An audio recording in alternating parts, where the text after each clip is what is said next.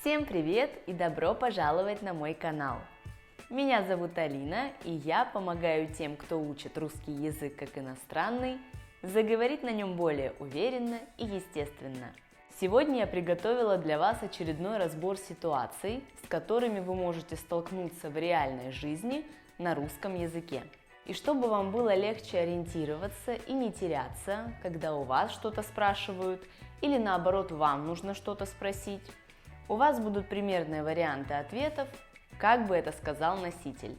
Разумеется, отвечать можно по-разному, коммуникация – это дело тонкое, но я обычно привожу те примеры, которые первыми приходят в голову мне, когда я думаю о той или иной ситуации. Если вы не подписаны на канал, можете это сделать прямо сейчас, а также активируйте субтитры, если они вам нужны для более точного понимания контекста. И мы начинаем. Итак, вам когда-нибудь приходилось застревать в лифте? Мне да, ситуация не из приятных. И здорово, если теоретически в этот момент вы окажетесь в лифте с носителем, который сможет нажать на кнопку вызова диспетчера и объяснить, что произошло. А ведь может случиться и так, что вы застрянете совсем один. Очень позитивное начало у нас получается. Но чтобы не нагнетать еще больше, опустим тот факт, что кнопка может не работать, или диспетчер может не отвечать, и так далее, и тому подобное. В общем, в нашем случае кнопка работает, все хорошо, и вам нужно решить проблему самостоятельно. Вы его вызываете и прежде всего говорите о проблеме. Здравствуйте, я застрял в лифте. Коротко. Диспетчер может уточнить адрес, по которому вы находитесь, и вы ему отвечаете. Город такой-то, улица такая-то, дом номер, подъезд 5. Вы у него в ответ можете спросить: подскажите, сколько по времени ждать специалистов?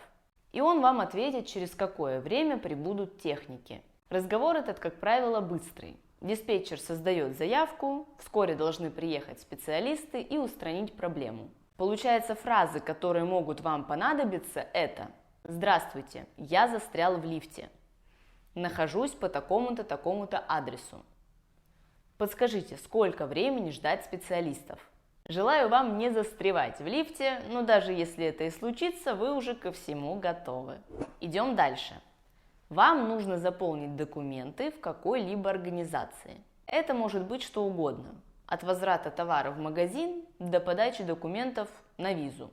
И вы при заполнении не до конца понимаете, все ли верно оформили. В таком случае можно спросить у специалиста, который занимается этим вопросом, все ли верно. Подскажите, я все правильно заполнила? Или скажите, а вот здесь нужно ставить прочерк, то есть не писать ничего в этой строчке? Или мне нужно полностью написать фамилию, имя и отчество? Или я могу написать только фамилию и инициалы? А теперь идем на рынок за свежими фруктами и овощами. Если вы предпочитаете супермаркетам рынки, тогда вам нужно будет поговорить с продавцами, что-то у них уточнить. В общем, здесь уже не пройдет история, когда вы молча набираете в пакет то, что вам нужно, а потом на кассе самообслуживания также молча все это пробиваете и оплачиваете. Обычно в этой ситуации может понадобиться уточнить цену или задать какой-нибудь вопрос по продуктам. Например, скажите, эта клубника свежая? А вот эти помидоры откуда? Сколько стоят эти огурцы? Но какой бы вопрос ни пришлось задать, помните, что вначале нужно поздороваться. Доброе утро, добрый день, добрый вечер, здравствуйте и так далее. А в конце поблагодарить и при желании пожелать хорошего дня. Спасибо, большое спасибо, благодарю вас, хорошего дня, хорошего вечера. И раз уж мы заговорили про еду, представьте, что вы в каком-то заведении. Вам понравилась еда и обслуживание, и когда официант у вас спрашивает, все ли вам понравилось, вы можете сказать комплимент следующим образом. Да, спасибо большое, все было очень вкусно.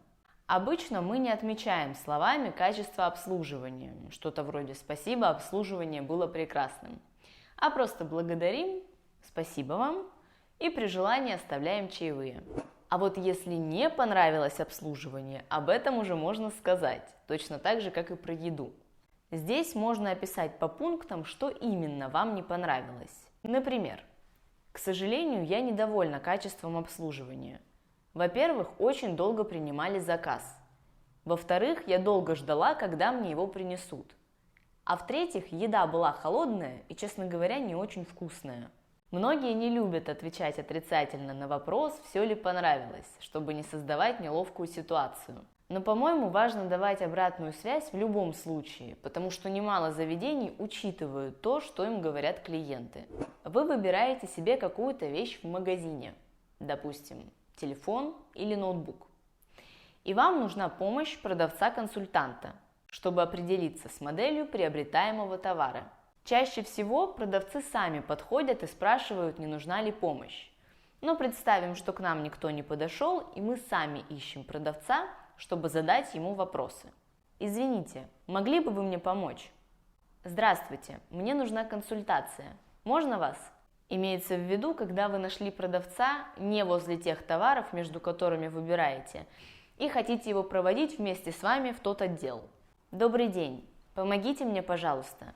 Мне нужен ноутбук для работы. Что можете посоветовать? Или же сразу сделать уточнение по характеристикам ноутбука. Например, высокая мощность не требуется, я работаю с документами, поэтому нужно что-то простое. И вот вы выбрали ноутбук, теперь у вас есть вся необходимая техника, но вот незадача. У вас ломается телефон. И вам нужно пойти в сервисный центр, чтобы его починить. Как объяснить мастеру, что случилось? Конечно, зависит от самой поломки, но как вариант. Здравствуйте, у меня сломался телефон. Потух экран и не включается. Можно с этим что-то сделать? Добрый день, я бы хотела сдать телефон в ремонт. Не знаю, что с ним, но он перестал работать. А теперь вам нужно обратиться за медицинской помощью в больницу. Скорее всего, это острая боль или болезнь, разболелся живот, голова, простудились. А значит, вас изначально направляют к врачу-терапевту, который уже при необходимости может направить к другому врачу более узкой специализации. Так вот, заходите вы в больницу и для начала идете на стойку информации, чтобы взять талон на прием к доктору, и кратко описываете симптомы. Добрый день, у меня высокая температура и она не спадает уже 3 дня. Я бы хотел попасть на прием к доктору, и по возможности как можно скорее. И точно так же потом описываете свои симптомы уже на приеме у доктора. У меня высокая температура и она не спадает уже 3 дня. Принимаю вот эти лекарства, но они не помогают. Посоветуйте, пожалуйста, что-нибудь другое. Проблема, с которой на сегодняшний день, к сожалению, сталкивается большое количество людей, и это мошенничество. Они нередко звонят, говорят, что что-то не так с банковским счетом, и что нужно либо срочно вывести деньги, либо просят продиктовать какие-то цифры, пароли и прочее. Естественно, ни в коем случае этого делать нельзя, и лучше просто сразу положить трубку. Но если вы обеспокоились, действительно ли все в порядке с вашим счетом, тогда следует позвонить в банк и уточнить, все ли хорошо. Здравствуйте, мне только что звонили якобы из банка и сказали, что с моего счета пытаются вывести деньги. Я подозреваю, что это мошенники, но хочу убедиться, точно ли все хорошо с моим счетом и могу ли я не переживать.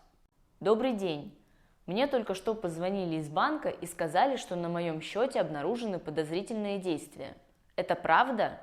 Скорее всего, вам ответят, что это мошенники, возможно, предпримут какие-то меры со своей стороны, но ваша задача была получить информацию, и вы ее получили. И последняя ситуация.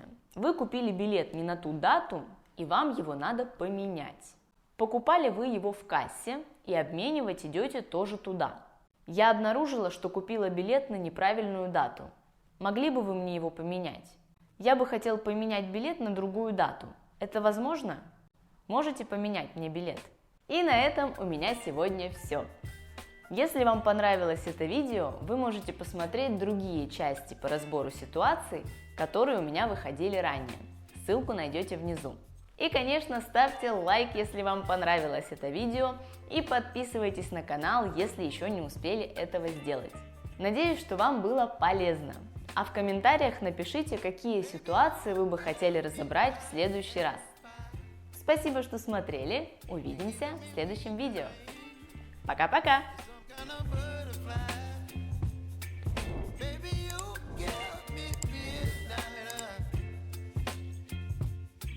up my airplane.